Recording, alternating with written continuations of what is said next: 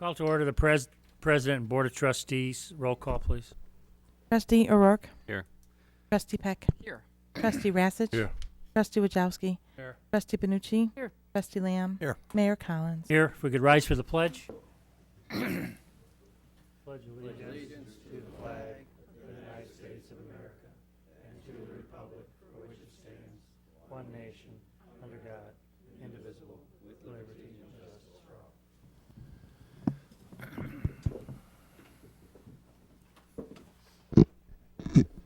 Presidential comments.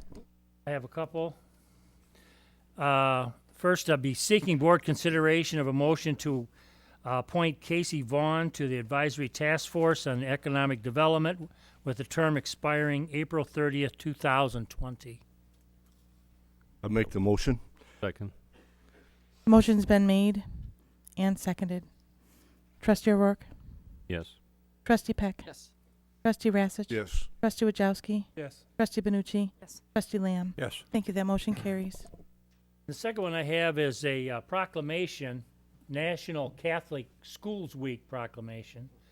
Whereas with the theme Catholic Schools, Communities of Faith, Knowledge and Service, Catholic schools in Illinois and across the nation are celebrating National Catholic Schools Week from Sunday, January 31st through Saturday, February 6, 2016. And whereas nearly 59 Catholic schools in the Diocese of Joliet provide quality education in the Catholic tradition to approximately 20,000 students and their families annually, and whereas the Catholic schools in the state of Illinois have educated many students in preparation for their responsibilities as residents of this state and as members of society, and whereas the Catholic schools in the state currently provide students with an education that emphasizes the formation of moral values and commitment to community service, and whereas the welfare of the state requires that this and future generations of school-age children be assured ample opportunity to develop their intellectual capacities to the fullest. Now, therefore, I, Michael P. Collins, President, Village of Plainfield, Illinois, do hereby proclaim January 31st through September 6, 2016 as National Catholic Schools Week throughout the Village of Plainfield in Illinois, and I commend this observation to all our citizens.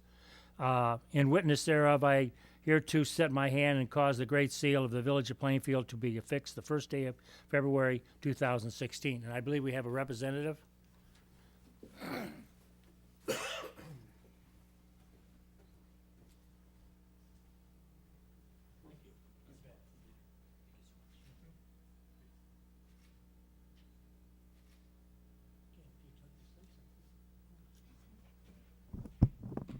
Well, St. Mary Immaculate Parish School in Plainfield has been in existence since 1955. We're celebrating 61 years of Catholic education in Plainfield. As you well know, the school blew away and the church too, and the tornado, and was rebuilt and has been flourishing. We have about 490 students in the school now, preschool through grade 8, and we're very honored to receive this proclamation from Village of Plainfield. And thank you, and God bless you all. I can say that. Yes, you can. Thank you. Thank you, sir. Appreciate it. Thank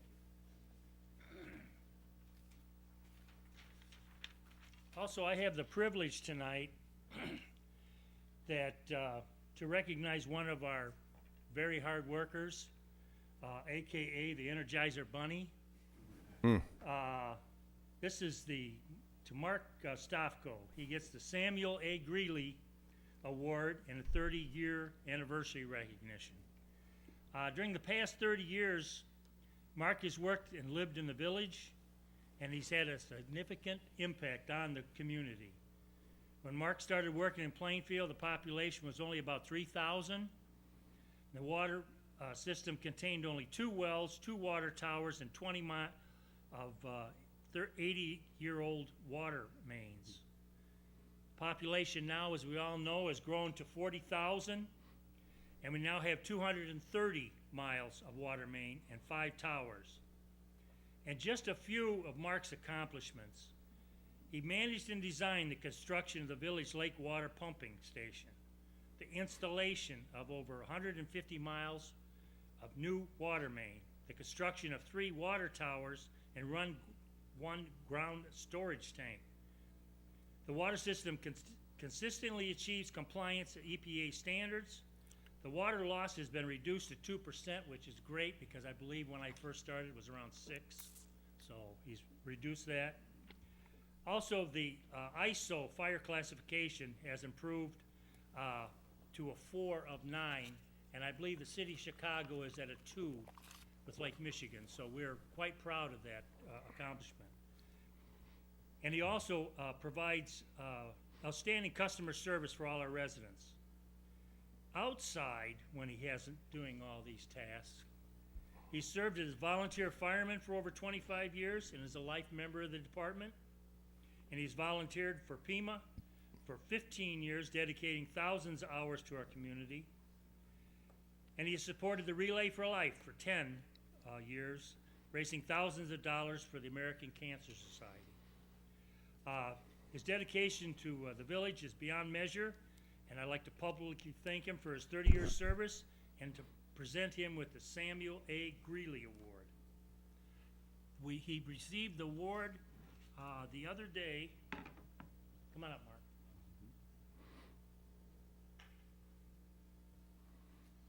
What day was this, Alan, that he received this? This is a couple weeks ago.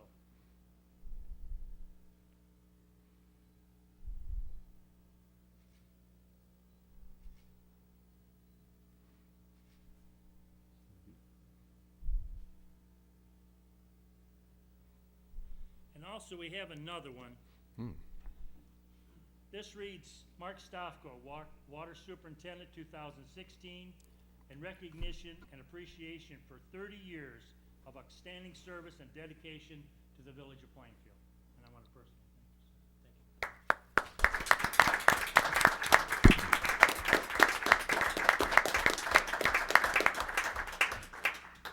And now you have to go by the whole thing up here. Congratulations.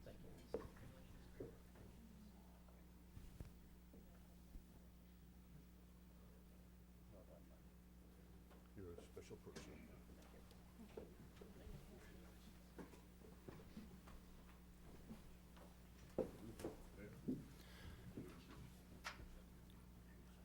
Yes. Yeah. And that's all I have.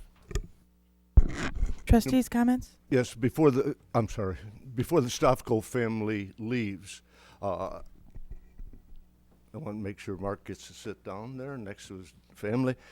You know, oftentimes behind a very successful man or a woman, there's always a successful family that supports them.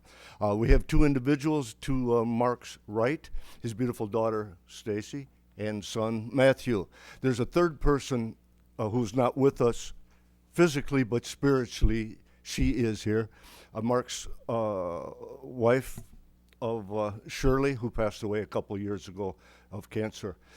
She was another tremendous supporter, not only the village of Plainfield, but for Pima, her children, and also for her husband.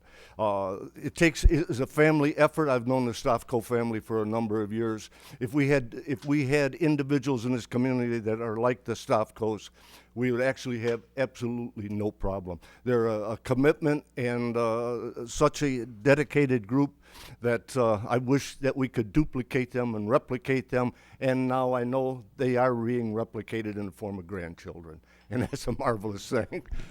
And I'd just like to say in closure, thank you for your service. You're a marvelous, dedicated employee of the village of Plainfield. In addition to that, you're a marvelous and dedicated man, and I'm proud to know you, sir.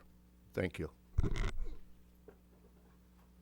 I could echo what Trustee Ratchik just said. I'll try not to repeat it, but the list of accomplishments is phenomenal, really. It's done very quietly. I've been on the board for 10 years, and the water department runs beautifully. Lake water system came in, fine. We've got water leaks, we stop them. You know, it's incredible. So Mark has done a very fine job, very, very quietly. And he deserves all the credit that he can get because it's the way government ought to run. We ought to be hard to find us, if you will. We have problems with snow occasionally. Well, the water, we don't have problems with the water. Take a lot of credit for that. And I'd also, Trustee Ratchik said about the family. Your family's been tremendously committed, great asset to the community as a whole, so we really appreciate that. So thank you very much for your service. I too will echo that, but I'm just going to say thank you because they've said it all. You can't top that, so thank you all. Are there any other trustee comments? If not, this would be time for No, public. additional trustee comments? Yes, there are. Who's that down? Oh, have been gone for a couple sessions, so We have to catch up. I got a lot of stuff backed up here, and no, it's just a couple. Unless, well, anyway. You know what? I was looking at recent newspaper articles, and I did not have an opportunity to speak about these before. But last week, and I'm not going to review this particular discussion but the library. The library was discussed at the COW meeting recently, and there's no reason to reiterate that entire project. All I want to say is that we have to take into consideration, we have the village of Plainfield, we have the entire library district, which is relatively large. And what disturbs me is an awful lot of people are talking about the cost of the new addition to the library, just the total development of it. I always bring up the simple fact is, do you ever seriously question your cable bill, your mobile telephone bill, your residential internet bill, et cetera, et cetera? You know, if internet throws a hike at, most people simply say, yeah, that's okay, I have to take it, and they complain about it. But the one thing is that I want to say is we have one opportunity to have a good library, and I'm just asking and appealing to anyone who's in the listening public, please consider all options. I know that's going to be an extension of your tax bill, but consider voting yes. There is, everybody knows I love quotations, and I read a quotation recently, a tribute to an Irish statesman called Edmund Burke in the late 18th century. He said, "The only thing necessary for the triumph of ignorance is for good men and women to do nothing." And that's exactly what happens often. When you have an opportunity to defeat something that is, and I call it the defeat of ignorance, a library suffices and encourages intellectual pursuit and knowledge, learning. Provide it. Don't turn it down on this opportunity. A second thing I would like to talk about, or just briefly, is the addition of PACE parking in Larry's parking lot. I know an awful lot of effort went from the Village of Plainfield in discussing with the individuals from the PACE group. They're going to have 75 parking places in Larry's Diner. I understand we'll be relieving some of the congestion in our own parking lot, hopefully, and having the cars go over there. What I'm asking our board to do and to consider this, what is disturbing is the pace outside is so successful in this community. I can remember when Mr. Murphy and Tracy Pleckham, when the first bus showed up, how many people were there? 2 or 3? There were 5 staff members and 3 riders. 3 riders. This is a service I use continually. My family uses it. I know students that go to UIC in Chicago. There are literally hundreds of people that use that PACE bus. I understand, and it's very successful.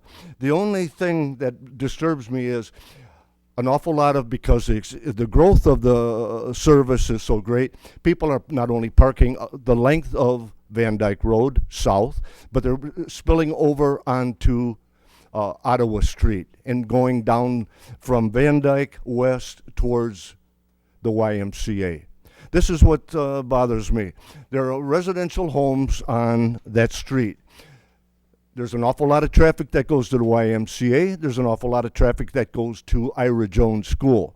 These people are trying to get out of their driveways. The street is narrow to begin with, and we have parking on the north side of Ottawa Street. I'm requesting the board possibly consider a banning of parking on that section of Ottawa Street. We do it around schools. We have voted on it in the past, and we just say no parking in that particular area.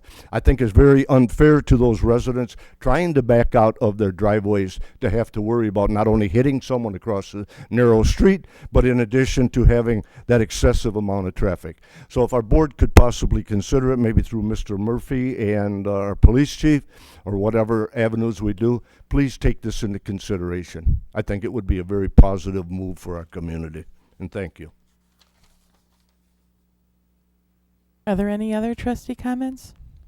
Just a brief comment. I agree with some of the things that Trustee Rassich just mentioned. I do believe there's a procedure in place if we have a traffic committee. I had a similar request in the past that it was that I passed on from a resident that was looking for an area to possibly become no parking or possibly no parking during certain hours or days.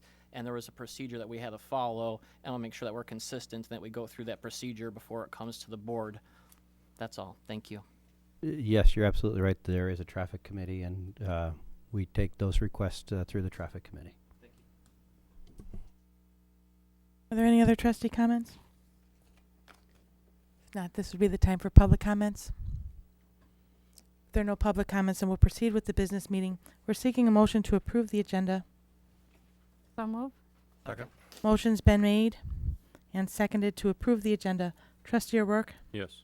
Trustee Peck? Yes. Trustee Rassich? Trustee Wajowski? Yes. Trustee Benucci? Yes. Trustee Lamb? Yes. Thank you. That motion carries. Next item on the agenda is the consent agenda. We're seeking a motion to approve the consent agenda to include minutes of the board meeting held on January 4th and special meeting held on January 14th, bills paid and bills payable reports for February, cash and investments, revenue and expenditure reports for December. So move. Second. Motion's been made and seconded to approve items A through C under the consent agenda. Trustee O'Rourke? Yes. Trustee Peck? Trustee Rassich? Trustee Wajowski? Trustee Benucci? Yes. Trustee Lamb? Yes. Thank you. That motion carries. Next item on the agenda is special events.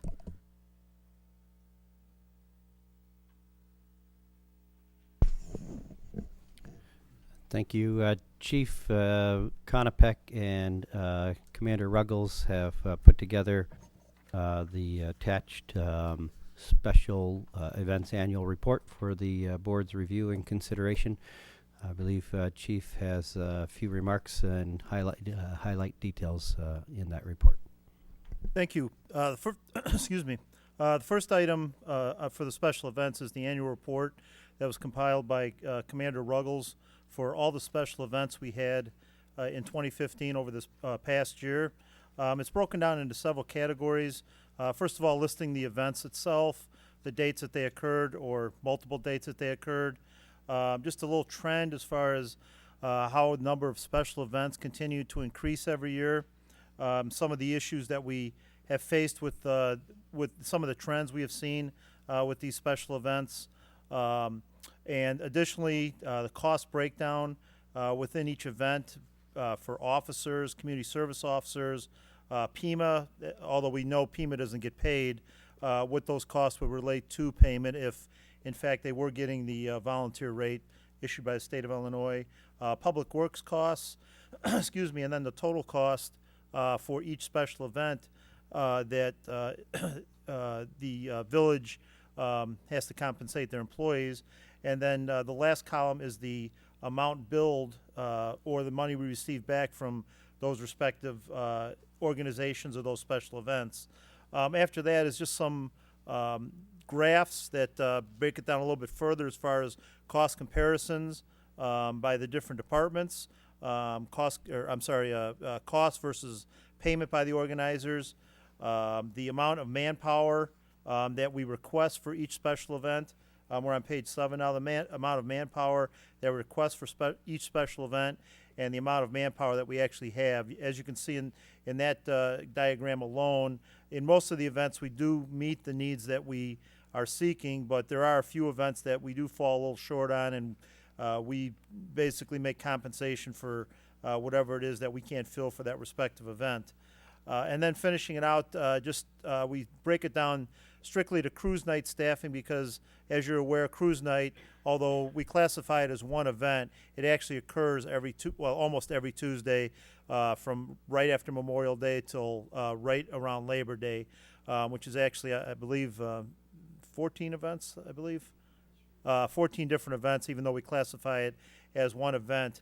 And then lastly, we, aside from the special events, within our community service division, they also account for other permits such as block parties, things that we typically don't assign personnel to, other than an officer maybe going out there to visit the block party, someone that's on duty, something like that. But it's still something that we have to account for because it does require some administrative work. Other permits such as amplification permits, parade permits, things like that. And just a recommendation on the last page as far as what staff would like to recommend to the board. Because again, over the course of the last several years, we've continued to see an increase in the amount of special events that are coming to our village. And at this point, we're at a point right now, again, if you expand that cruise night, where we're looking on an average almost one special event per week throughout the entire year. We're a little bit below that, but we're starting to approach that threshold. So we would make the suggestion to the board that maybe we at least take a look at possibly putting a cap on some of the events that we're starting to see. One of the things I'd like to point out as well is the cost that the village generates versus what we recoup from the organizers. If you go back to page 5, the numbers aren't tallied at the bottom, but I tallied them for you. And basically our total, again, this is adding in PEMA, which we again know is not paid. Our totals basically accumulate to about over $100,000 per year that we put into special events, and we recoup generally around only 10% of those costs for our special events throughout the entire year. For a variety of reasons. Some of our events we do bill. There's no event that we host that we bill totally for the entire cost of the event. But some events, like Plainfield Fest, we will bill for officers working the beer tent and other events like that. But we do not recoup 100% at any event that we host here in the village of Plainfield and provide village personnel, either public works or police department related personnel. And one additional thing I'd like to add is these numbers here do not include any administrative staff that put time into this event. Although myself and the commanders work many of the large events, such as the parades and Plainfield Fest, our numbers really are minimal, although they're not on this. But I can speak for Commander Ruggles. He's the one that coordinates every one of these special events, and I can tell you his time alone probably doing the job myself before I became chief, I can tell you at times it takes up almost 50% of your time, your total work week, just planning for these special events. And since I became chief, we've increased our numbers. So those numbers, those costs are not added into this. This is strictly our personnel that are getting paid, or PEMA in theory if they were getting paid. Many of our organizations that do have special events in town, they do reap quite a benefit as far as the monies they bring into their organizations or whatever their respective causes are. And again, we see very little return as far as recouping costs that the village puts out for security, traffic checkpoints, public works employees, things along those lines. For that respective report, if anyone has any questions, I'd be happy to answer them. Yeah, Chief, I see Plainfield Fest here as the largest expense at approximately $35,000, yet the village only recovers $36.25. I'm in favor of your idea of billing to recoup some, not necessarily all, but some of the costs, particularly for Plainfield Fest. I was wondering if Mr. Murphy, if you had any opinions on the issue, whether we were going to raise the $36.25 billing amount for the year. Correct. The amount that was billed to the Plainfield Fest, the Riverfront Foundation, was to cover the cost of staffing around their beer tent, and so that is what they've been paying to us for the last 3 or 4 years that we've had that. There has been conversation with the Riverfront Foundation that with the changes in their organization and the like, that it is something that we do expect we will be billing them the full amount of that $34,000 starting with next year's event. Very good, thank you.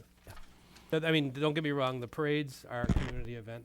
I think the village should kind of eat the cost for the parades. That's just my opinion on it. But when it's another organization coming in, like you say, Chief, making a substantial amount of money off of the village name, use, services, I think we should recoup some costs. I think we need to possibly bring this to a cow and break it down, and really see what's out there. I mean, excuse me, some of this was unexpected. I know a couple of things on here are not going to occur again. Like, for example, the St. Maria Goretti situation correct. and probably some other things. But maybe that's a whole discussion for a cow project to really go through and break it down and see where we're at with everything. I think that's a great idea. My concern is being consistent and fair. So in other words, because somebody makes money and runs it efficiently, does that mean they should pay more because the other organization doesn't do it efficiently and they lose money? I don't know if that's necessarily fair either. So I think there probably needs to be more discussion. Well, and we'd be happy to as well collect additional information on what some of our neighboring communities are charging for these events.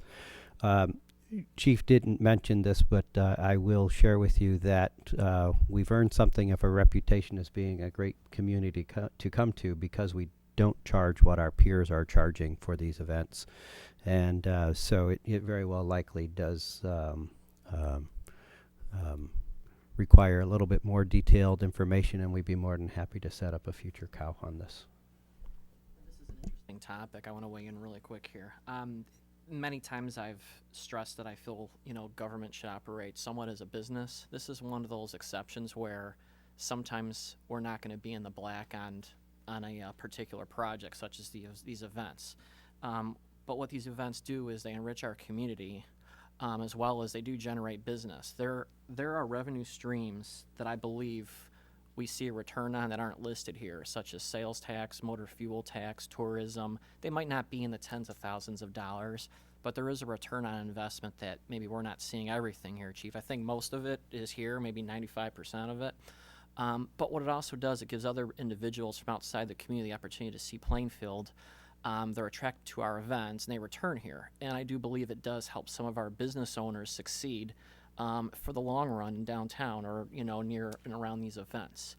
One of the hard things that's we're going to have to tackle, as Trustee Benucci mentioned, maybe having a cow and going over these individually and having a granular decision on who gets what. And I do guarantee that when we do go through that process, not everyone's going to be happy. But I'm confident that we can come together as a board and figure out, what priorities we're going to have and where we're going to go with it. So I do look forward to that discussion. Thank you. I would support the cow. We've brought this subject up for the last 2 or 3 years, and we've talked about limiting. I think we probably ought to limit some, but Trustee Peck just covered some of the things that I was going to mention. Some of these things build community spirit. I think we want to maintain that. I think we can invest in that. Now, some of them are very specifically fundraisers for a small group or a limited group, and I think that's a different matter, and that's maybe we'll cover in the cow. But I think we ought to look at the greater good for the community. We're trying to draw north, south, and middle of Plainfield together, and I think some of these events are significant factors in doing just that. So we can try to figure out which ones are which. It's easy to set a number, but I'd rather see us work a little bit harder at it and come up with things which these things are more important to the community as a whole. And let's make sure we support them, maybe get a little bit more contribution, but strictly for the smaller group, we probably ought to limit those frequency of them. So anyway, we'll see what the cow brings out. My only other thought was, maybe we want to consider inviting some of, I guess, who end up being our partners in some of these, which would be the Riverfront Foundation, which was mentioned, and then maybe also the Chamber as well, to see if they would like to attend and make some comments and their thoughts on it. Happy to do that. You know, there are an awful lot of valid points made by other trustees, and I agree with the majority of them. But I have a difficulty. I look at the bottom line, the financial bottom line. The Village of Plainfield has paid out in 2015 approximately $100,000. We're picking up $100,000 of other people's expenses. I truly believe, I've worked in organizations and I've been involved in, obviously I was involved in schools, and whenever you ever presented an item to your department, you had to figure out how it's going to be paid for. I truly believe that if an organization cannot fund an event, then it should be denied. Trustee Lamb said that it enhances the community. All of these events enhance the community. What I'm saying is we cannot continue to allow groups simply because they have an idea to come forth, present the idea, have it accepted, for them to make money, and for us to pick up the residual costs. I don't do it in my home. I don't know why we're doing it here. I feel very strongly you have to be able to pay for your event. You look through, and if you have the opportunity, look through page 5 carefully and read the statistics. And they're well presented. The statistics are well presented. Unfortunately, all the expenses are not in there because there's some variances, but it's not so grossly distorted. But yet we're still paying an awful lot of money to fund other people's activities. I know they're valuable, and Trustee Peck said it brings people to our community, and those are the types of things that it's almost impossible to pin down exactly how much residual money comes into the community because people are here. Taxes, entertainment expenses, promoting businesses. I understand that, but I'm still saying the Village of Plainfield has a fiduciary responsibility to all of its citizens to make sure that we cover our bills. And $100,000 is an awful lot of money just to come up with. Thank you. Let me build on that, 'cause it brings up a point I didn't mention. Traditionally, we've done a certain amount of support for these events. The question is, can we reduce our effort and still have the event be successful? If we're going to make people pay for it, let's make sure that we've got it pruned down to what it takes to make sure the event goes smoothly. And maybe we're overdoing it a little bit. I don't know. But again, I would like to have the Chief and Commander Ruggles take a look at that. Could the cost be reduced somehow by cutting out this or that? You know, I'm in agreement with I'd like to have your expertise weigh in on it, though. I'm in agreement with you, Trustee Lamb, but I'm also in agreement with the fact is, as Ms. Bonucci said, we need to have a serious, downright discussion about special events. We talk about it all the time, and then we just approve them.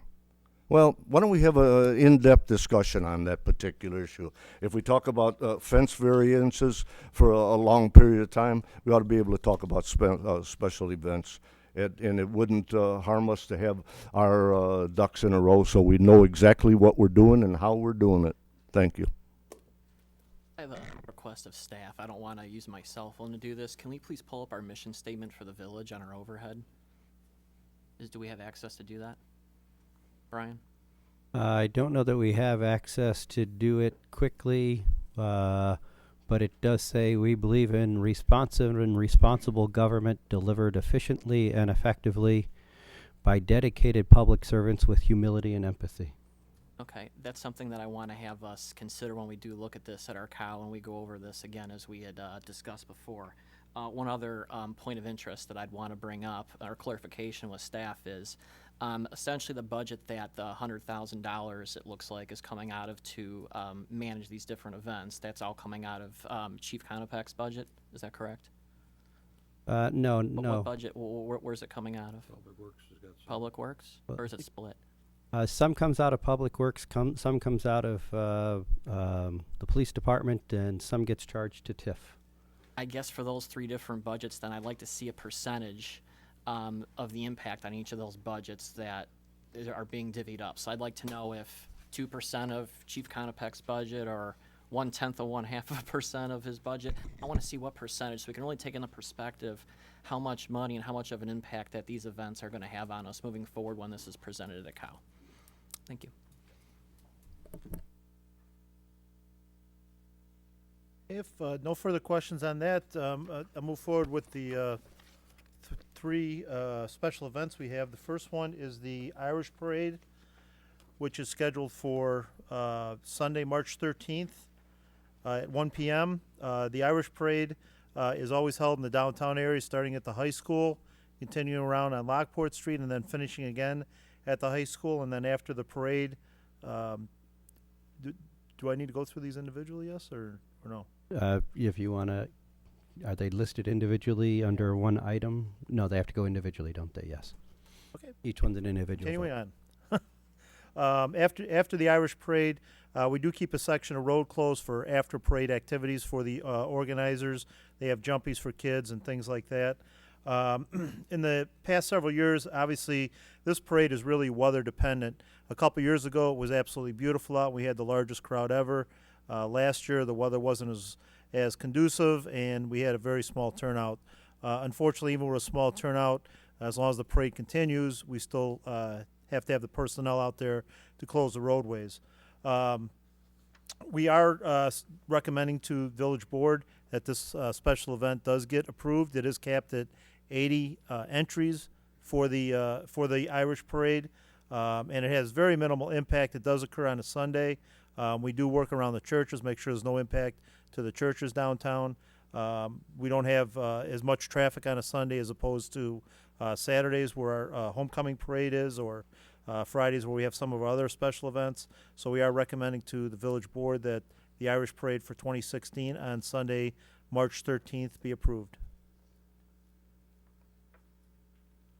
I move that we approve the Irish Parade for March 13th, 2016. Second.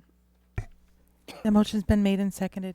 You know, Trustee, prior to the voting, I'd like to make a comment. I look at the special events cost for the Irish Parade.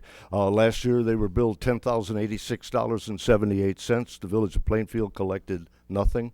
I know, you know, it's a fun event, and it's well attended. If, as the chief said, if the weather is is good, this is an illustration of what I was talking about.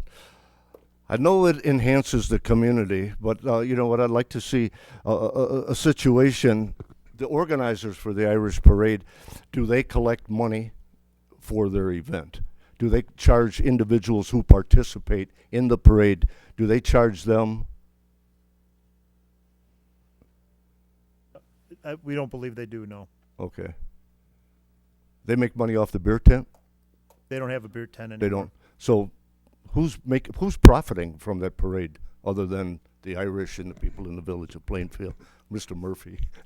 Hey, leave the He Irish had out a of this, would haircut you? last time. They do have sponsors. I know that. Where it goes from there, I don't know much more than that. But Mr. Mayor, if I, excuse me, if I may address that just very briefly. I know the Village Preservation Association that organizes the parade, they do collect somewhat nominal parade entry fees. I think they've ranged from $25, they might be up to $50 now per commercial parade float. If you're a civic organization, they don't charge. And they do have sponsorships, but their goal is to cover the cost of their expenses, meaning the tent rentals and other expenses of their own. It's not necessarily a profit generator where they have a huge net surplus at the end of the day. But I do know they do have revenue sources that include the parade entry fees for businesses, as well as sponsorships. I think that's a nominal amount. I think it only comes from political groups. Anyone who has a vested interest, a business group who wants to be in the parade, they pay a nominal entry fee. But I think if, you know, Girl Scout groups march, and they don't pay anything. But they are collecting some amount of money. I think some of the bagpipers and such that come to town might be compensated. Okay. Not sure, though. As far as I know, it's not a fundraising event. Again, this is more, board has already discussed, it's more of a community enrichment program than it is a fundraiser. And so therefore the fees that are generated, I believe, go to cover some of the costs associated with advertising and some other things that the Village Preservation group does. So I don't think it's really a fundraiser in that intent. Obviously, it's a rather large event. Our manpower costs are much larger. All the parades are in general.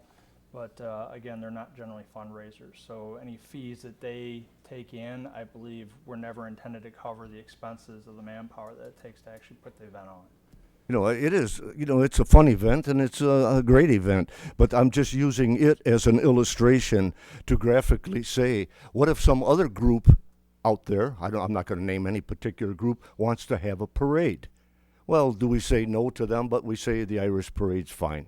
I'm just saying, I think we need guidelines that are more specific, and I think the guidelines have to come from this board and from our staff that are very specific, that delineate the reason we have special events. I know it's really a burden on you, Commander. Now, I know you're shaking your head saying, I understand, but it is a tremendous amount of a burden for you to go through this particular thing, because I know all the time that it takes. But there's just a couple questions that need to be answered, and I think the one I specifically state is, I think we need to have guidelines. That's all. I don't know if that was a Has question. the but- village ever asked for a complete accounting from an organization that wants to host a parade? Have they ever asked and said, hey, show me exactly what you're bringing in, what you're using it for, and what you're paying out?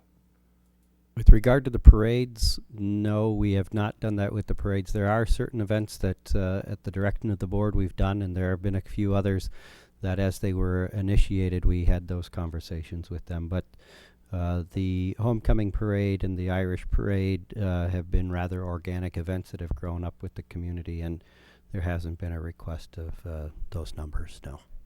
There's only 2 parades. There's just the 2 parades. We have events, but no, only 2 parades.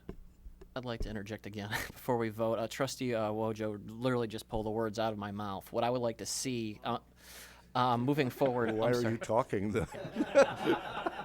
What I like to see moving forward when we do bring this to the cow is to maybe ask these organizations for their mission statement, and then also I believe most or all nonprofits, which these are, have to have an external audit anyway to comply with the Illinois Attorney General's office. So I would like to see some sort of an audit, as Trustee Wojo had mentioned, and we can actually see then dollars in, dollars out. If we have an organization telling us that they're fundraising for this particular cause and we're subsidizing it to an extent through services and providing the space and the venue, it'd be nice for us then to be able to tell the public when we're questioned, why are you subsidizing this through manpower, to be able to say, look, we've looked at their books, and yes, the money is going toward the nonprofit that they represent in accordance with their mission statement. They are helping this particular group that is involved in their mission statements. So that's what I'd like to see them presented when we do invite and ask these organizations for the information, when we do look at who's going to get what at a later date. And I will support this event tonight. Thank you. This may come as a shock, I guess, but I think I'm going to certainly support this event. You know what? And part of the reason is I think it's been a success. It's been exactly. It's been a successful event, and I think it's turned into almost more of a tradition in a number of years, and I think it does bring in a lot of people outside our community. Then it showcases our community in a positive event. I think having the discussion is well worthwhile and very relevant. My concern is being the 1st of February and this taking place on March 13th. I don't know that we should necessarily hold this one up this year. I think it's certainly open for discussion for next year, but at this point, in this timing of this, I don't know that it would be fair to stop it at this point. And to that point, you're absolutely right, Trustee O'Rourke. That's why the 3 have been brought forward to you, is based on the timing of what those events are, they really do need the lead time for all 3 events. But we felt it incumbent to bring the details of what we did last year and have that conversation at least begin with you tonight. If I could have one final point, Mayor.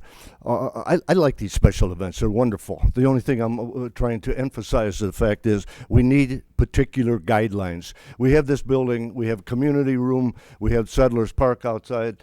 We have guidelines for their use. We should have guidelines for the use, for the approval, and for the use of the village streets in parades, et cetera, et cetera, et cetera. Guidelines will keep us out of court. Guidelines are specific, and everyone will be able to read them. And if you can't abide by our particular rules, you won't be allowed to be into the program. Thank you. Are there any other comments or questions?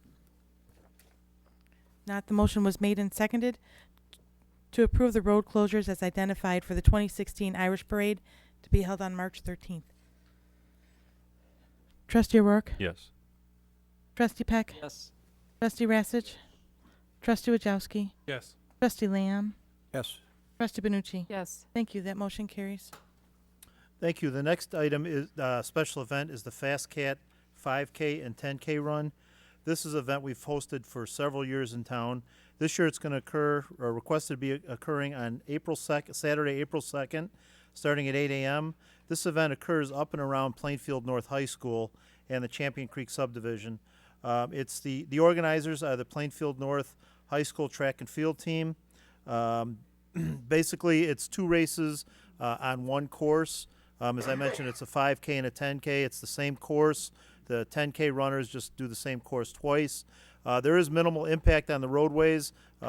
Typically, it's about a 2-hour time period from the time we close the roadways till the time the roadway is completely opened up for the runners and everything like that. As far as staff does recommend that this event does get approved by the village board tonight.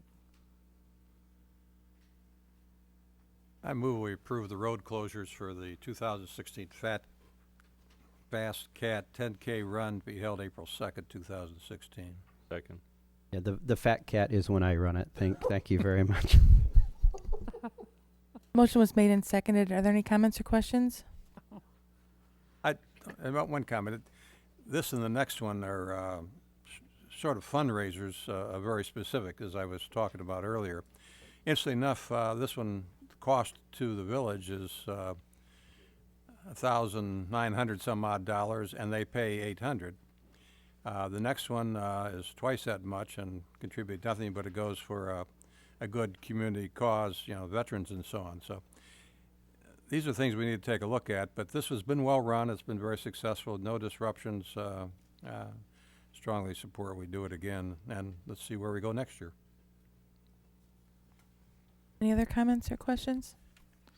Not, the motion was made and seconded to approve the road closures as identified for the 2016 Fast Cat 10K run to be held on April 2nd. Trustee O'Rourke? Yes. Trustee Peck? Yes. Trustee Rassich? Trustee Wajowski? Yes. Trustee Benucci? Yes. Trustee Lamb? Yes. Thank you. That motion carries. Thank you. And the last event is the 2016 Wounded Warrior 5K. We've been hosting this event for about 3 years now. Every year prior to this year, it's been held right outside our doors here in Settlers Park, and the runners would run through the neighborhood and everything like that. Well, due to construction that's going to be going on in Settlers Park at that time this year, we have requested that the Wounded Warriors don't hold their event here, so they've moved it to Plainfield North High School. The event is Saturday, May 28th, 2016. It'll start at 8 a.m. And basically, they're going to run a route very similar to one we just discussed with the Fast Cat 5K and 10K. It should have minimal impact. Commander Ruggles has spoke with the organizers. It's through Operation Welcome You Home. They will be putting notices out to the neighborhood, as the Fast Cat will be, as far as the road closures and everything like that. So we are recommending that the 2016 Wounded Warrior 5K get approved as well up at Plainfield North High School and that surrounding area. I'd like to motion to approve the road closure as identified for the 2016 Wounded Warrior 5K to be held on May the 28th, 2016. The motion's been made and seconded. Are there any comments or questions? Now to proceed with the roll. Trustee O'Rourke? Yes. Trustee Peck? Trustee Rassich? Yes. Trustee Wajowski? Yes. Trustee Benucci? Yes. Trustee Lamb? Yes. Thank you. That motion carries. That's all I have for tonight. Thank you. Administrators report. None tonight. Management services report. I have 4 items for consideration tonight. The first 3 are reflecting technology upgrades or updates within the village. So I'd be happy to turn that over to our IT director, Rick Kazanko, and he can speak through the items and answer questions that you might have. Good evening. The first item is we're seeking board consideration of a motion to authorize the purchase of 2 Dell servers from CDWG at a total cost of $8,673.98. As you're aware, there was an item last month on the agenda that was pulled due to a late bid coming in. There were 3 bids on that agenda item, but this 4th bid came in late and it came in at a lower cost, so we decided to pull it and bring it over to this meeting. So I'd be happy to answer any questions on that item if there are any. So the late arriving one was the lowest bid, Correct. and it's also the one that's the lowest bid in the next 2 items as well. Correct. Just, if there's a quick way of describing virtualization, what does that mean to a server? So virtualization, typically when you run a computer, even a desktop computer or a server, you're never using 100% of the memory, 100% of the processor. Virtualization It's run installs by software that can manage and run a virtual server or several virtual servers on one piece of the hardware. So it manages how much of the CPU each virtual server gets.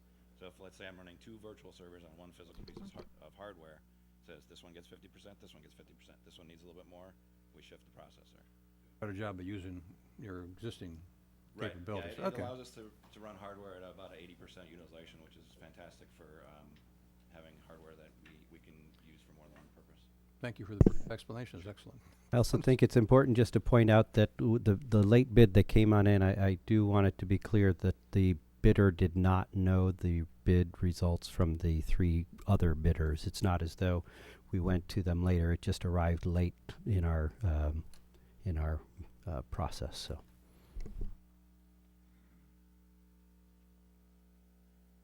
A comment, not a question. All the different projects that are in these proposals, I 100% agree with them. I do believe that they do take the village into the next generation of best practices, and they are in our best interest. Thank you. I move that we approve the purchase of 2 Dell PowerEdge R530 servers from CDW-G.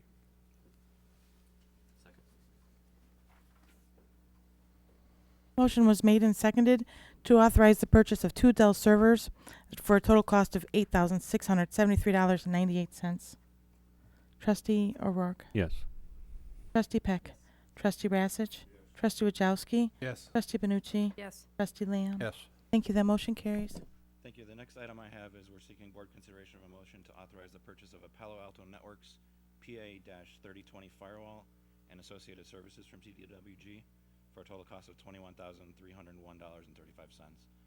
The firewall that we use currently to protect the village, public works, and police networks has been in place since 2006, and we've kept it up to date in terms of what we could do for that firewall, but it has reached its end of life, and with the threat landscape out there changing, the current firewall we have is very rudimentary in protecting ports and protocols. So we can say, watch this port, watch this protocol.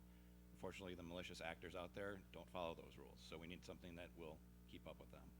The hardware cost is a good portion of it, but the other part of that $21,000 is services that keeps those rules and keeps those threat vectors up to date. So similar to like what your antivirus software does, where you get updates every so often, this Palo Alto firewall will actually get updates every 15 minutes from Palo Alto Networks. So if there's a new malicious threat that emerges in the internet and they know about it, they'll push that down to all their clients. I'd be happy to take any questions. Well, say CDW is a favored supplier of the 3 projects, if you will. Do we have any experience with them? Yes, we do. I've bought hardware and services from them in the past, and they've And always it's been very a good satisfactory. service. Okay, thank you. Are there any comments or questions? If not, we're seeking a motion to authorize the purchase of a Palo Alto Network PA-3020 firewall and associated services from CDWG for a total cost of $21,301.35. I make that motion. That motion's been made and seconded. Trustee O'Rourke. Yes. Trustee Peck. Trustee Rassich. Yes. Trustee Wajowski. Yes. Trustee Benucci. Yes. Trustee Lamb. Yes.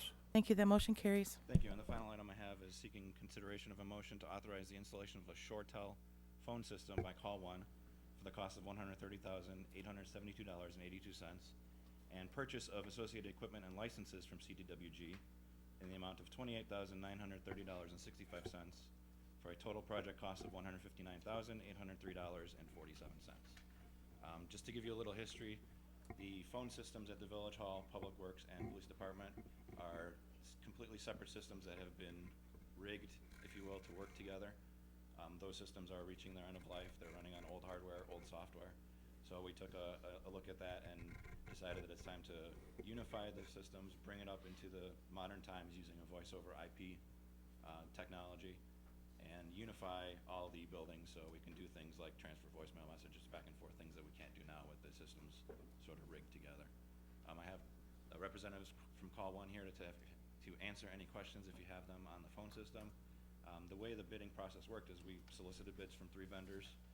Call One was selected as the lowest bid vendor, and then I pulled out the non-ShoreTel hardware and went to CDWG, and they gave me some better prices. So they're going to provide some of the hardware. Call One will provide the phone system, the phone hardware, and we'll have a complete project. And all 3 of those components together come underneath the budget estimate that was proposed. That's the question I was going to ask, but it takes care of that one. Since the Call One person is here, I wonder if they want to contribute or comment on the fact that we are having somebody else supply part of the system that they're installing. Is that going to be any issue for you at all? Bill, that shouldn't be. We do that at the school district. We've had great success with Call One. I'll just throw that out there. So. For $150,000, what makes this phone system so much better than the one we already have? It's a lot of money. It is a lot of money. It is also bringing our phone system into a true network-based phone system. It allows us the capabilities of having, better desk phones, better reliability, better automation. There's situations where we can theoretically take one of our desk phones, plug it into any internet connection, and that phone is now on our system. So for remote offices such as the wastewater treatment plant or the Pima building that are coming online with their own internet connection soon, they don't have to be physically tied into our network. It also provides conference bridging, instant messaging capability so we can communicate better within the offices rather than having to call somebody, they're not there, leave a voicemail, wait for them to call you back. There's a whole notion with these unified communication systems where you know the presence of somebody. So you know when they're on the phone, you know when they're at their desk, you know when they're in a meeting. You can have their calendar automatically flip their phone into a do not disturb mode when they're in the meeting for an hour and automatically flip them back. So it gives us better way to know where everybody is, and it enhances more effective communication. And if you don't mind me asking, we recently have had how many failures with the incoming calls to the police department as a result of the existing system? We've had a number of failures. Yeah. So we are having, you're being polite and talking about reliability. We have had some issues with keeping this together with chewing gum and duct tape. We are beginning to have. No, these are the phone system issues that are calls coming into our public safety department. Approximately how old is our current system that we would be replacing? How many years? 12 to 15. 12 to 15. Depending on which building. Okay. And I believe some of the equipment we're not able to get anymore. I think I have the last handset. I was going to make a kind of a facetious comment. Is there any way to tie Trustee Ratchick into it so we know where he is? On the other hand, it's a legitimate question. Can the trustees be tied into this for communication purposes? Or maybe there's something illegal about that. Yeah, that might be something that we'd have to explore. One of the things that we did like about it, though, and the other detail is that when we know that there is a large snow event coming up and we can't get our staff back to be able to answer the phones, there is the ability for us to set up remote answering points using this system. So you more than likely will get Alan answering the phone during those snow events so we can patch in over to his house or whatever the case may be. Notice how I didn't volunteer myself. But the idea is that we'll be able to still effectively, better effectively manage during snow events and other natural emergencies. Well, short of national emergencies, you texted us, the board, at least 3 or 4 times in the last month and a half. I wonder if this system might be an alternative way, rather than peck it out on your phone. It might be a little bit simpler to do that. So I'd bring us into the consideration. It may not make any sense to really include us, but on the other hand, look at it, see if it does help. So. With the system, it is technically possible to do that. Okay, good. Can you just help me understand the document I'm looking at? So it talks about revised response, and there's a number there. versus the initial pricing, Yes. base options? We received the three proposals, and I went through them, and the format, obviously, of all of them were different based on the vendor. So I sort of lined up the items, and there are some proposals that were missing items, some proposed parts of the system a little bit differently.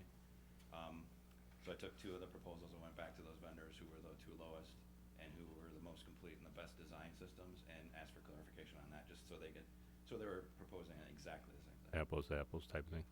Okay, and then the call one number originally is different than the one below, so is that ShoreTel, that's different than call one, is that, Call One is providing a ShoreTel system, okay. and CDW is providing associated hardware to run that system. And then again, I guess the important, or one of the important parts of this is that it is within the capital budget currently, correct? And then the last question is the $11,000, that's an annual maintenance That's cost? annual maintenance and service. After not included the first year, after the first year, is that what that First is? year's included, correct.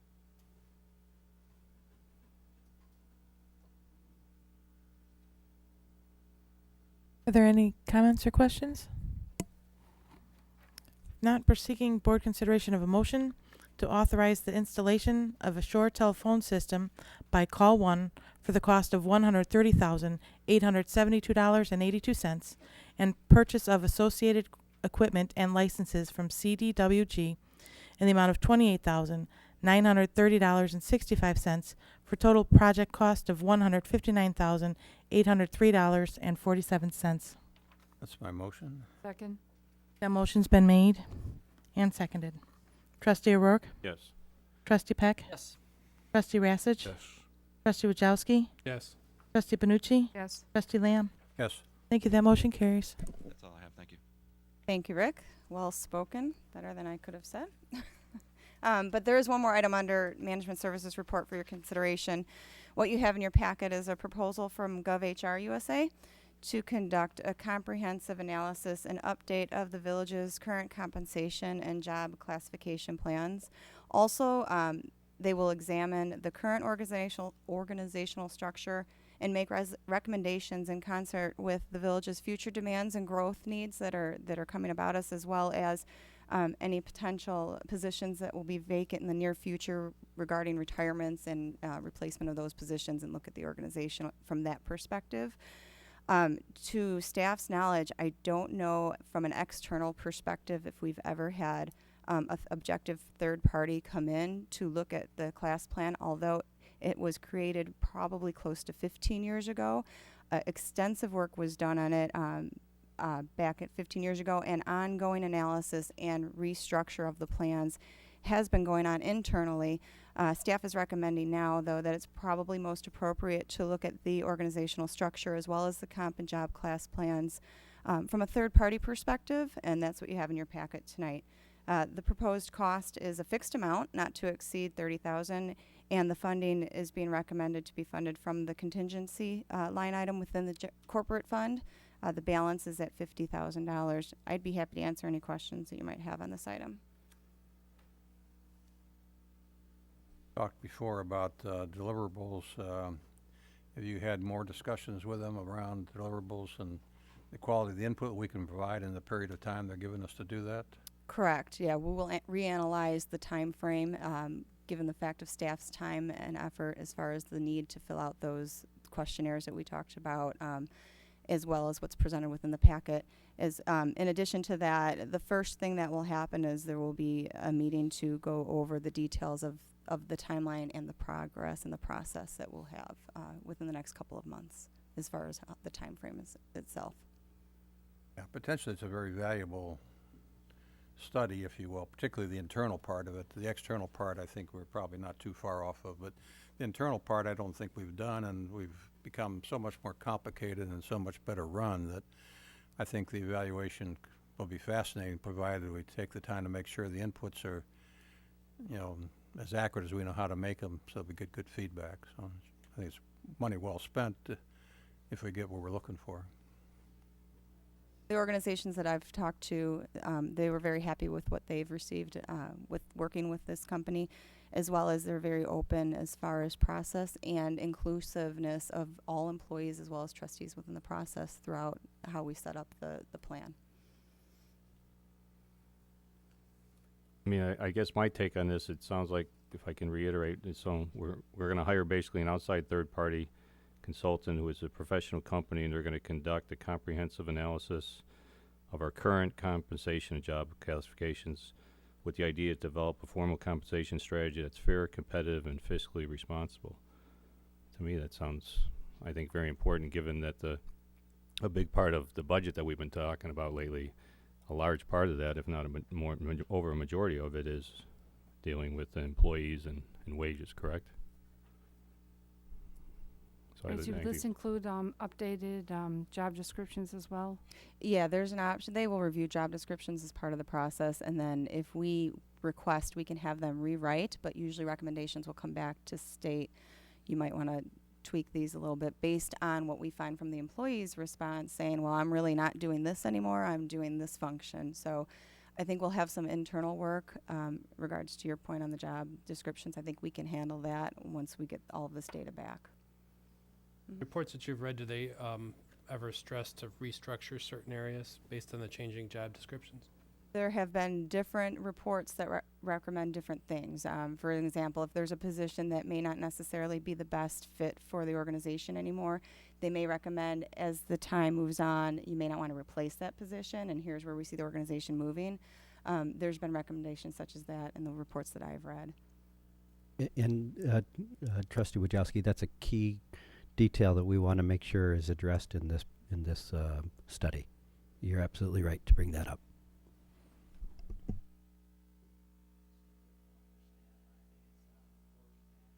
Sure, it's already been done, that the department heads, let their staff know that we're looking to enhance their careers here at the village and that we're not looking to do layoffs or do anything else like that. So I don't want this to create doubt. I want this to create confidence amongst our staff. And That's part a of the questionnaire, very good point. Part of the questionnaire that will be going out to staff will have a component of where their aptitude is for progressive movement within the organization. If they feel that they want to move any further or get into a management or supervisory role, we're going to gear 1 or 2 questions in that respect as well. Are there any other comments or questions? Not, we're seeking board consideration of a motion to authorize the village president to execute a contract with GovHR USA to conduct a classification and compensation study in an amount not to exceed $30,000. So moved. Second? Motion's been made and seconded. Trustee O'Rourke? Yes. Trustee Peck? Trustee Rassich? Yes. Trustee Wojciechowski? Yes. Trustee Benucci? Yes. Trustee Lamb? Yes. Thank you. That motion carries. That's all I have. Thank you. Engineers report? Village report this Clerk, evening. before we move on, I'd like to ask a question in regard to the management services report, just this particular area, not the report itself. I spoke with Administrator Murphy previously, and I'd like to ask him this particular question. When are we going to scrap or update the system that we currently have in this chamber for our audio-visual production? The quality that is sent to the community is really inferior. Someone said to me very recently, no one will know what you mean if they don't know what you're saying. Well, they can be in the room and be confused, but when you watch it on TV, you really have an awful lot of trouble. So I would like to ask the question, we're updating all of our systems. When will we have a projection for updating the audiovisual portion of our boardroom? Well, Trustee Rassich, I think the person that asked you that question probably wanted to make sure we weren't updating it so they didn't really have to follow you along at the meetings. But joking aside, actually it is still planned, it is still budgeted. We do want to get the phone system going and in place, and then the next project is to do the systems here in this room. That being said, I do want to stress though that the improvements that we will make in here will do wonders to be able to do a number of different things. However, what we send out will look fantastic, but what the different providers do with what we send out is really part of that limiting factor.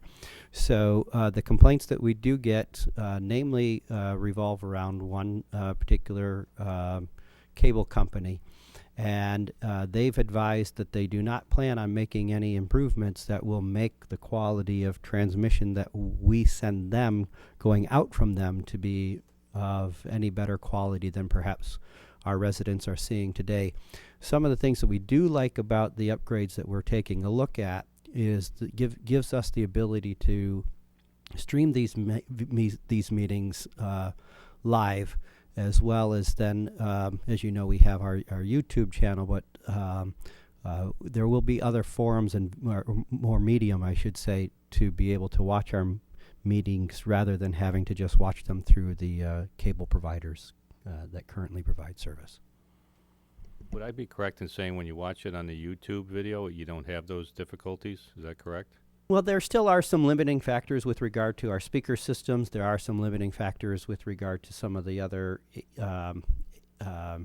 tie-ins with technology. So we will see some improvements that we all will enjoy. The same thing within this particular room.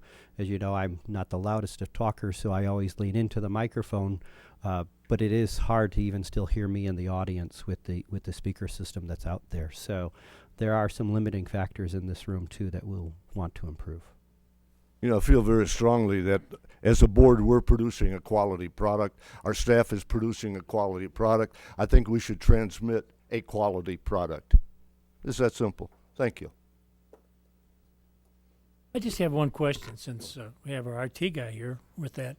Can amplification of these mics so that the crowd hears better, and also with all the trustees being able to hear the conversation better? Because sometimes if you miss some of the stuff some of the other individuals say, and I don't know, is it the speakers or is it just amplification on these? It's the system in general, the mics as the speakers, the way the speakers are positioned in the room. We've talked to several engineering companies or companies that provide AV services, and that's one of the things they all picked up on is there's dead zones, if you will, in the room that we're looking to, as Mr. Murphy said, that we're looking to enhance. Okay, thank get you. rid of that problem. Thank you. Engineers report. No report this evening. Planning department report. A question for Derek, though. I didn't get a chance to talk very often. I noticed there were two, and maybe Alan can answer it as well, but the two Baxter and Woodman trucks on Pilcher and one parked on Lakeshore actually today. Are we doing the survey along Pilcher? Is that part of the Pilcher Road activity we're doing? Yeah, that's correct. That's for the resurfacing. Yeah, resurfacing and evaluating traffic calming measures in that area. We're just gathering some more data. I think probably what you saw today was more related to investigating drainage concerns that have been expressed by residents in that area for many years. So we just want to make sure that we have all our everything covered before we get into the actual design phase. Thank you very much for that, because most of the residents keep talking to me about that. So Trying to take advantage of some of the good weather before it gets cold again. Okay, thank you.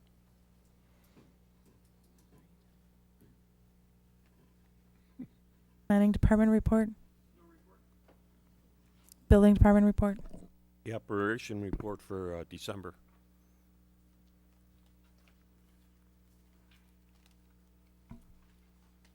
Public works report. Thank you. I have a couple items on the agenda this evening. Just to give you a little history, over the past 20 years, the village has had many very successful large infrastructure transportation projects that have been completed and garnered millions of dollars in federal funding, and that's been wonderful. Most of it's due to the partnerships through IDOT, through Will County, through Kendall County, even through the EPA too, and other organizations as well. But the world has changed a little bit.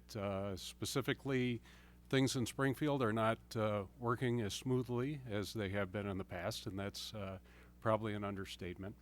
The other thing that's occurred, as the board is aware, Congress approved last year a $305 billion brand new transportation bill called the FAST Act, which intends to spend that money over the next 5 years. And that making a connection with Washington and making sure that People in Washington are well aware that Plainfield is out here. Plainfield has some very viable, important projects within our community. We believe, and I know the board mayor believes, that is very, very important. This bill is very complex. We have looked at it a little bit and tried to navigate it a little bit. But through the guidance of the Will County Governmental League, they actually had us, or introduced us, and we had an interview with two individuals from a legislative consulting firm that can provide some assistance in navigating the current transportation bill that's out there and helping us with that. Also helping us with a Tiger Grant application. The Tiger Grant has been around for many years. It's for multi-million-dollar projects, and it is a complex document. So this firm would be able to provide some assistance related to that, and then also provide us some guidance along the way, even with local legislative issues too as well. With this particular firm, Chambers, Collin, and Hartwell, we were impressed, especially with Jason Tay, who actually started his career in Illinois in the IDOT office before he became involved with some other organizations that dealt more with legislation and specifically related to transportation too as well. So we wanted to bring this proposal before the board. Will County Governmental League has given them very high recommendations as far as being very effective and productive. And we wanted to at least give the opportunity to the board to review their proposal. And staff, as you can tell from what I've stated, is recommending approval. And we're excited about the opportunity to advance some projects. Specifically, there is discussion about 143rd Street extension and the possibility for a Tiger Grant or significant federal grant related to this. And we believe this firm can assist us with that too as well. So I'll be happy to answer any questions, but staff is recommending approval of this professional services contract. Couple of questions. There's Jason Ty, I agree. On paper, he looks phenomenal. He's also the senior partner. He's more costly. How much time is he likely to personally put into this? Because as I view the various names that are here, he's got the background that'll give us the most results.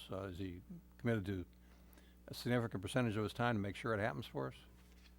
In our discussions, the best way, we'll take the Tiger Grant application for instance. The best Tiger Grant applications, we've been informed, are actually the technical data is created by the engineering group and staff that help develop the project. So we understand the phase one and we understand the important parts of the phase one and now going into the phase two. So we would actually initiate the technical side of the Tiger Grant. They would do a cursory review and then add some additional things which would make the grant more attractive in Washington. So you're not going to have a significant amount of time from this individual like doing that more labor-intensive work. That would be our internal staff as well as CMT. But as far as the background work goes and the like, exactly, he would be the partner that is our lead for us throughout. Yeah, he could take a look at what we've done and make sure that we've done it properly, but somebody's got to sell it in Washington, and he looks like a very key person to drive that activity such as it is, as I see it.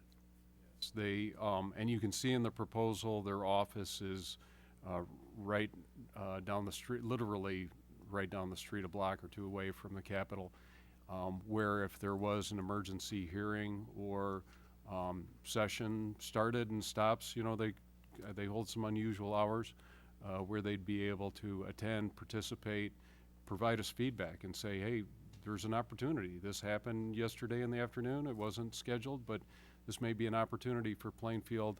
And of course, again, it's a partnership. It's not we're handing over the keys and saying, you do everything for us and, you know, we'll hope for the best. I mean, this is as much heavy lifting on our side as it is on theirs. So that's the intent with the proposal. Well, I think it'd be very fast. It's the nature of lobbyists, and if you have a good one who these people seem to be, that should really work for us. The other question I have is phase two of 143rd Street is not supposed to be done for another 18 months. Is that going to be an impediment? Because I notice they're looking for shovel-ready projects, and we're not quite shovel-ready, are we? That's correct. I mean, we are definitely expediting things too as well, and I know the 18 months was a worst-case scenario, but this is the time to get your foot in the door and projects that get approved. I mean, technically, some are shovel-ready, and even Tiger grants, many of them are not, but they're very close to being shovel-ready, and that's the intent. And again, this is a multi-million-dollar project.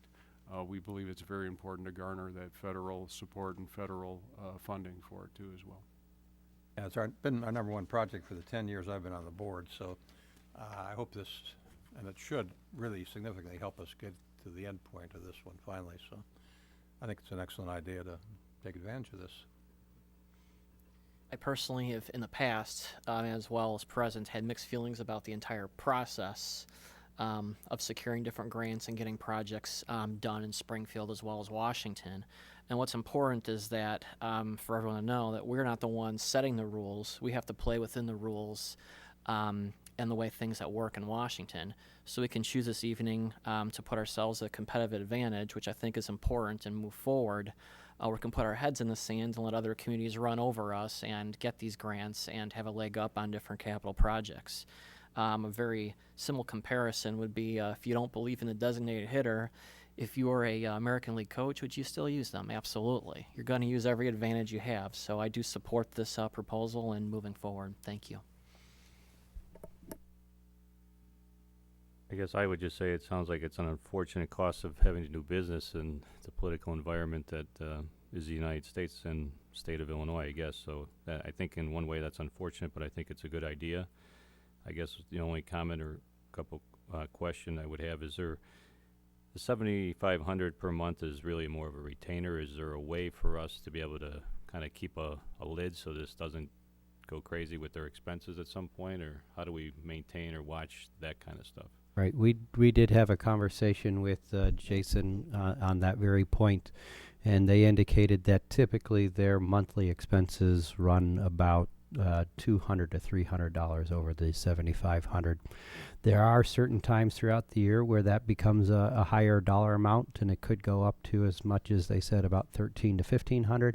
However, before they ever do something above that $200 to $300 range, that they would check with us before that was done to make sure that we agreed with it. Perfect. And then the other point or question I had is timing. So is there certain stages of the process with our governments that, there's going to be more attention? So in other words, if it starts in September, do we really want to hire them now, or do we want to wait till September? Right, well, and that's a very good point. That's part of the reason why we're bringing it forward. Currently is the 8th phase of the Tiger grant expects to be let here in March with the deadline in the early second quarter of this year.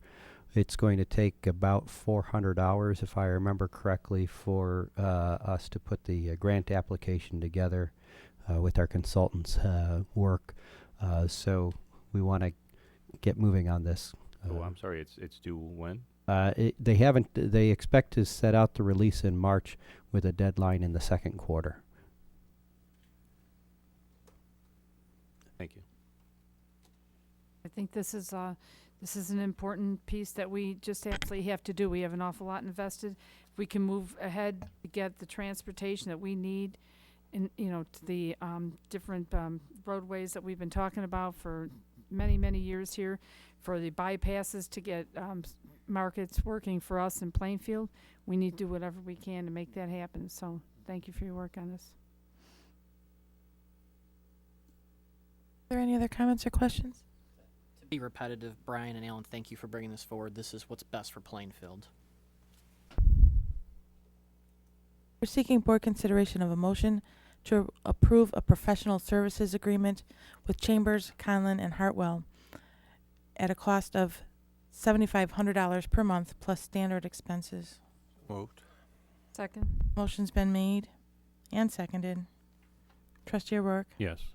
Trustee Peck? Yes. Trustee Rassich? Yes. Trustee Wajowski? Yes. Trustee Benucci? Yes. Trustee Lamb? Yes. Thank you. That motion carries. Thank you. And just very briefly, and we've already alluded a little bit to the Settlers Park improvements, as well as the Veterans War Memorial Plaza area over there too as well. There has been 2 private groups that have raised a significant amount of funding to complete this, so we do have some money right here in the bank, or at the village's bank, I should say, for these improvements. So there'll be some significant improvements, including lighting, streets or pavers, plantings, and things like that in the veterans area.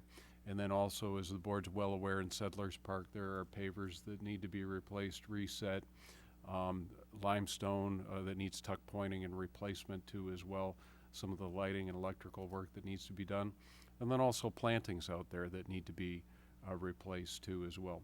So we did request, and we received a proposal from a firm that specializes in this type of work. The work not only includes the assembly of the documents for bidding and specifications too as well. It also includes managing the payments as far as reviewing the contractor's pay requests, which is important because the contractor will be required to pay prevailing wage, and this will be competitively bid. And then within this proposal, they'll also do the inspection services related to the project, make sure that the contractor work completely. So at a cost of $7,864, we felt like this was a very good value for the village and would recommend it. I might add as well that the folks at Upland Design have donated their services to our engineering group as we took a look at doing the landscaping refresh to the entire downtown area. They were very instrumental in coming up with some good recommendations on the differences between the sunny side and the shady side of Lockport Street, and we'll be going forward with that in about another month and a half to do the landscape work in downtown.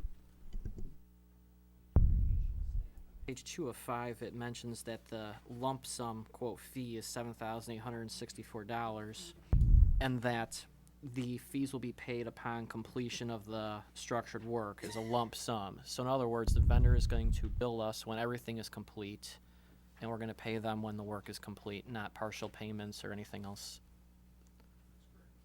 Okay, thank you. Ellen, I know it's early, but do you have any idea what the cost might look like for the actual project of completing the upgrades? We don't have a total at this point, but we'll have an estimate at the time of bidding. So we'll keep the board apprised as to that estimate. We do have an internal working budget for it, so based upon that, this seems like a reasonable fee. Thank you. And Upland Design is a locally started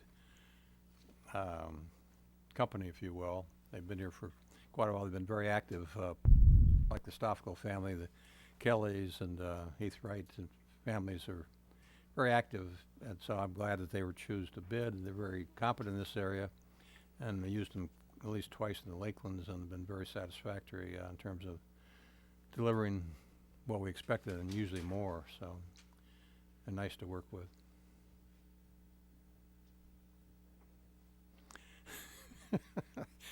I move that we approve a professional service agreement with Upland Design for landscape design and bid document preparation for Memorial Park, Settlers Park refresh, and Village Hall site landscape hardscape improvements for a cost not to exceed $7,864.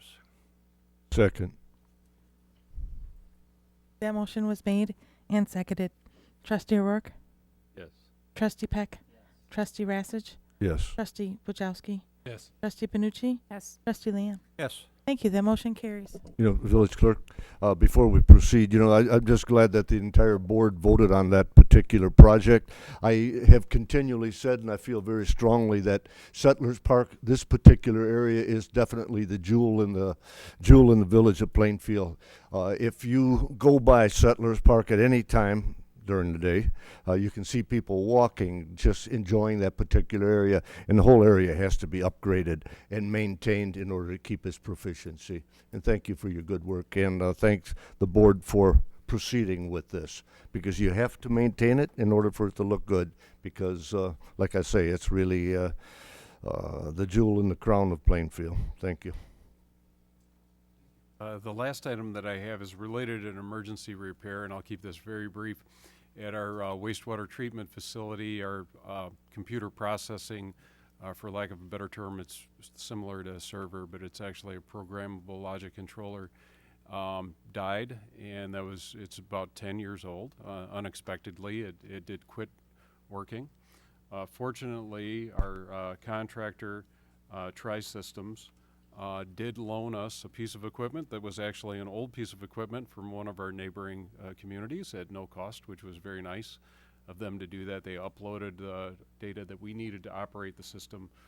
So it was only a limited period of time that we were actually on manual operations, because trust me, with 5 individuals in the wastewater treatment, working at the wastewater treatment plant, to do everything manually is near impossible. But they did it, and it was fine. We installed the new, or the temporary computer system, while the new computer system was purchased, and then subsequently that was installed. The total cost for the system, including the software, was $13,280, and it has been installed and it's operating properly. We bring it back to the board as per our financial policies to bring back emergency repairs that are over $5,000. So I'll be happy to answer any questions, or Mr. Kissel is still in the audience, and he'd be happy to answer any questions, I'm sure. I move that we authorize payment to Tri-R Systems, Inc. in the amount of $13,280 for emergency repair, replacement of the SCADA computer control equipment at the wastewater treatment facility. Second. That motion's been made and seconded. Trustee O'Rourke? Yes. Trustee Peck? Yes. Trustee Rassich? Trustee Wajowski? Yes. Trustee Benucci? Yes. Trustee Lamb? Yes. Thank you. That motion carries. Thank you, that's all I have. Police Chief's report? Thank you. The first item I have is a request to purchase DARE T-shirts for the DARE program. Our DARE program over the last 20 years has purchased a T-shirt for all the graduates of the DARE program every year. We have approximately 1,200 DARE students, and each year when they successfully complete the program, we afford them a shirt with a specific design on it, acknowledging their achievement of graduating from the DARE program. This year we're looking to purchase 1,248 of those T-shirts. We are looking to purchase them from Boomer Tees for the fact that we do have a few remaining shirts from last year, and we're looking to use the exact same design. So we're trying to avoid any setup costs or anything if we went to another business for this year, and then next year we would look at creating a new design. So I am seeking board's approval to purchase 1,248 DARE T-shirts from Boomer Tees in an amount not to exceed $6,000.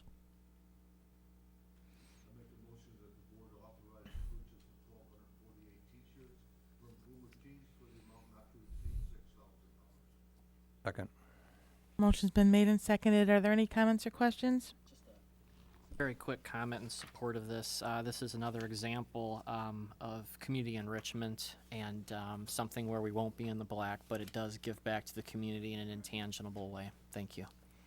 Actually, to that point, these aren't general fund monies. These are monies that come out of the DARE fundraiser. Exactly. I apologize. I forgot to mention that. The monies come out, as Administrator Murphy mentioned, the monies come out of the DARE account, and those are monies that are actually raised by the DARE students themselves through fundraisers and things like that. So this is not coming out of the village budget at all. Let me rephrase that.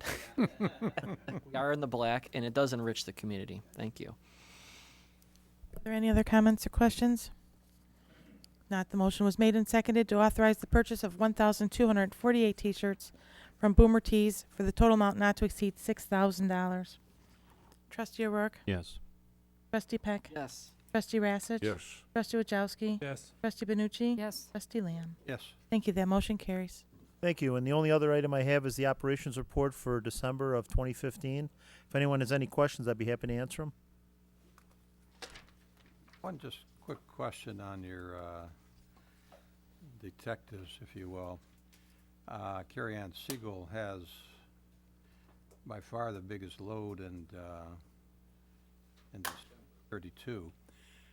Based on what I've seen on other pages, I guess most of those are financial crimes, and they don't take a lot of investigation to close. Well, Carrie Ann is our resident expert when it comes to financial crimes, fraud, things related to computer activities. So that's why her number is a little bit more skewed than the other officers. Depending on the incident, it could take actually longer than some of our other crimes. But again, each individual case that we investigate is unique. So some of them, although they may seem simple, may end up being longer and vice versa. But the reason her numbers are a little skewed is she does handle those specific types of incidents that we investigate. Obviously, something you watch pretty carefully, make sure the load is reasonable so we get to a reasonable Absolutely. endpoint on these cases. And she does an excellent job with those cases she investigates. Thank you. That's all I have. Thank you. Attorney's report. No report, thank you. Reminders. February 2nd be our Plan Commission meeting. February 8th is next Committee of the Whole. The 10th will be Coffee with the Mayor. The 11th will be Historic Preservation Commission. And March 7th will be our next Village Board meeting. Seeking a motion to adjourn. Motion to adjourn. Second. Motion's been made and seconded to adjourn. All in favor? Aye. All opposed? Thank you. That motion carries.